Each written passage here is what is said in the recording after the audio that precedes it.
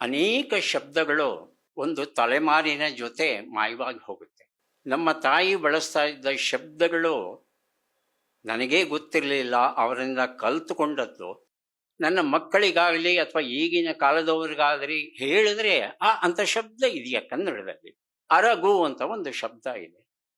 ಅರಗು ಅಂತ ಹೇಳ್ತಂದ್ರೆ ತಿಂದ ಆಹಾರ ಅರಗುತ್ತಾ ಅನ್ನೋ ಅರ್ಥವೇ ಬರುತ್ತೆ ನಮಗೆ. ಆದರೆ ಅರಗು ಅಂದರೆ ಸೈಡಲ್ಲಿ ಹೋಗೋದು, ಪಕ್ಕದಲ್ಲಿ ಹೋಗೋದು. ಮಗನೇ ಅರುಗಾಗಿ ಹೋಗೋ ಅಂತ ಹೇಳ್ತಂದ್ರೆ ಒಂದು ಪಕ್ಕದಲ್ಲಿ ಹೋಗು. ವಾಹನವನ್ನು ನಡೆಸೋವಾಗ ಯಾವತ್ತೂ ಹೇಳೋರು ಅರುಗಿಗೆ ಹೋಗು ಅಂತ. ಆದರೆ ಆ ಶಬ್ದ ಬಹುಶಃ ಅವರಿಂದ ಹೊರಟೋಗುತ್ತೋ ಏನೋ ಗೊತ್ತಿಲ್ಲ.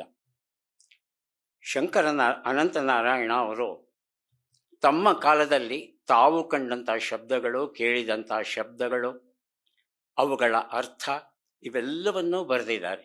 ಹಾಗಾಗಿ ಪ್ರಾಥಮಿಕವಾಗಿ ಒಂದು ಶಬ್ದದ ಅರ್ಥ ತಿಳ್ಕೋಬೇಕು ಅಂದರೆ ಜನಸಾಮಾನ್ಯ ಬಳಕೆಯ ದೃಷ್ಟಿಯಿಂದ ಅದರ ಮೂಲ ಅರ್ಥ ಏನು ಅಂತ ತಿಳಿಯೋದಕ್ಕೆ ಈ ಪುಸ್ತಕ ನೆರವಾಗುತ್ತೆ.